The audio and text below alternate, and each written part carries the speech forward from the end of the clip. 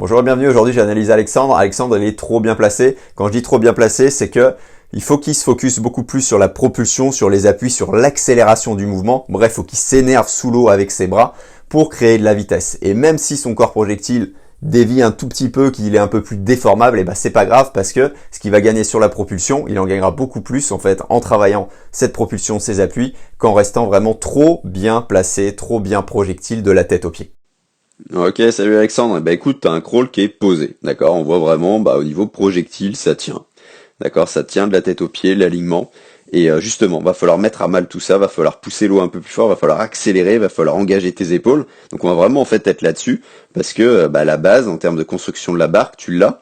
Tu l'as en tout cas avec la poussée actuelle, l'intensité actuelle que tu mets. Et là, ce qu'on va chercher à faire dans un premier temps, c'est vraiment accélérer plus fortement l'eau vers l'arrière en direction, d'accord, des cuisses.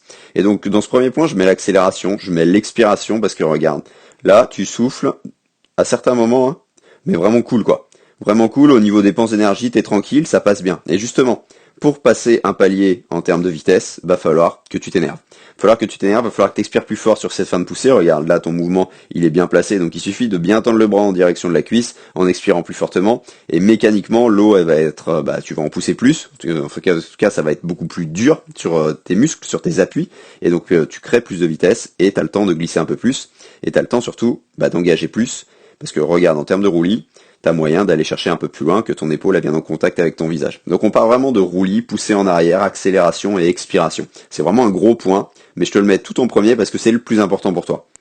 Le deuxième point, il va être sur l'immersion. Parce que regarde ici, là, t'es toujours émergé, t'as la nuque qui est légèrement ici fléchie, le regard un peu vers l'avant. Donc aligne ta nuque sans l'eau couler sur ta nuque, sans l'eau couler sur le long de ton dos. En gros, passe immergé de la tête aux pieds. Comme ça va remonter le bassin, ça va remonter les talons vers la surface de l'eau et tu vas être encore plus horizontal, exactement comme on l'a fait au stage.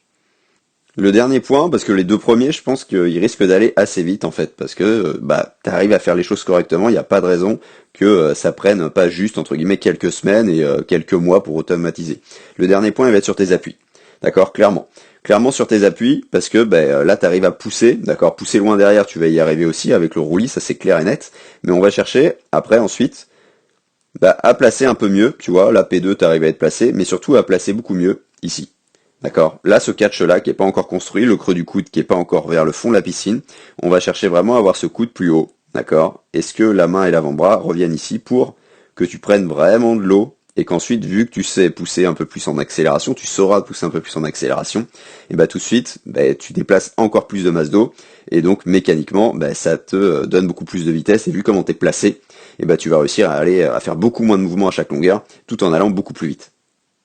Donc voilà pour toi Alexandre, tu vas voir que ça peut mettre un peu à mal le corps projectile, il faudra peut-être le renforcer un petit peu parce que plus tu pousses fort, plus ça te déforme, hein, d'accord. Plus il faut vraiment rendre son corps du coup indéformable, mais quoi qu'il en soit, c'est vraiment ces trois priorités là, dont la première qui est vraiment la plus impactante pour toi en termes de progression, hein, ça c'est clair et net.